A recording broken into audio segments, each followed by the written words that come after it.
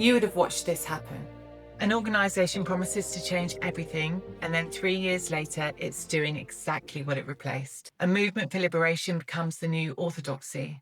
The revolutionaries become the bureaucrats, and those that were supposed to free you demand your loyalty, and it is a pattern. The Gnostics saw it operating thousands of years ago, and they called it the Archons, the rulers. And they weren't talking about a specific king, more like a logic or structure that every power system becomes. The empire never ended is a central cryptic phrase from Philip K. Dick's 1970s novel VALIS, and it signifies the Gnostic belief that the absolute control of the ancient Roman Empire, the Black Iron Prison, never actually ended but persists as an unseen constant of control in the modern world. This is part 3 of the Gnostic series. So far we've covered cosmology and psychology, and now we're looking at the political dimension, how this plays out in structures and in the mechanics of power. Because if you understand what the Gnostics were describing, you would stop being surprised when the new boss turns out exactly like the old boss. Philip K. Dick experienced something in 1974 that shaped the rest of his life, and he called it VALIS,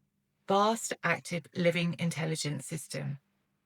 What he saw was that the Roman Empire had never actually fallen, it had just changed uniforms. The structure was still there, the control mechanism was there, and he called this the Black Iron Prison. He wrote about it obsessively, over 8,000 pages where one line appears repeatedly. The empire never ended. And he wasn't talking about a secret society, he was talking about the pattern, the way every new power structure eventually becomes indistinguishable from what it replaced. The Gnostics would have recognized exactly what he was talking about. In the Gnostic texts, the hypostasis of the Archons, the Apocryphon of John, the Archons aren't just cosmic entities, they're rulers and political powers. The hypostasis is literally titled The Reality of the Rulers. What they do to keep people asleep is they generate fear, confusion, forgetfulness, which are the maintenance structures that prevent gnosis or knowing. And they do this through institutions, through law, through religion, through making people believe the material world is all there is and the system running it is the only way. The Archons don't need to micromanage because they build a structure that reproduces itself, and people will defend that structure as if their lives depend on it. And then a movement emerges. It grows because it feels alive, but it needs resources to scale. So the people with resources show up to help. The movement accepts the resources because how else can they grow? Then the people who gave the resources get a seat at the table and a voice to shape the direction.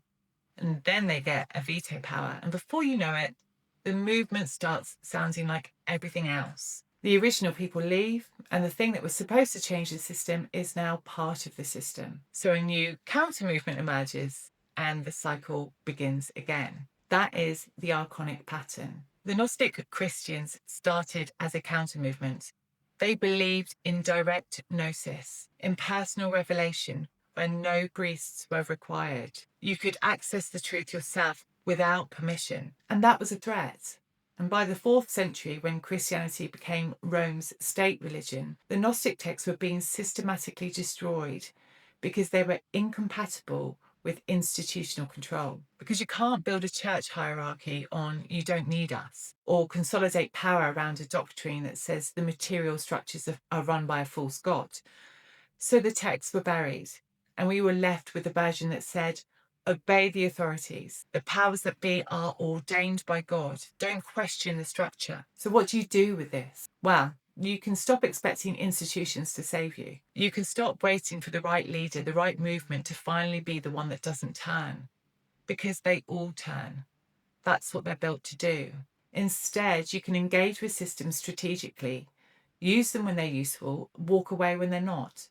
Don't mistake infrastructure for salvation. The Gnostic position isn't to burn it all down. It's don't mistake the map for the territory. The structures are provisional, sometimes necessary, but they are never ultimate. And the moment a structure demands that you believe in it and treat it as sacred, and you must stop questioning it, well, that's when you know the Archons are running it.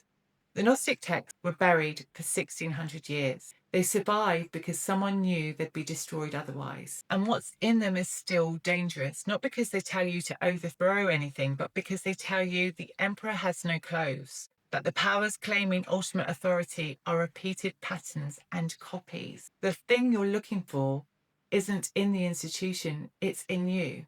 And the moment that you realize, when you experience gnosis, direct knowing, you stop being manageable. And the empire, which never ended, needs manageable people. This is part 3 of 4. Next is the convergence, where ancient Gnostic understanding meets what modern science is just confirming. If this landed, please do share it. The algorithm doesn't love this type of content, so it will only spread person to person. Remember, your thinking belongs to you. No institution, no authority, no intermediary is required. I'll see you in part 4.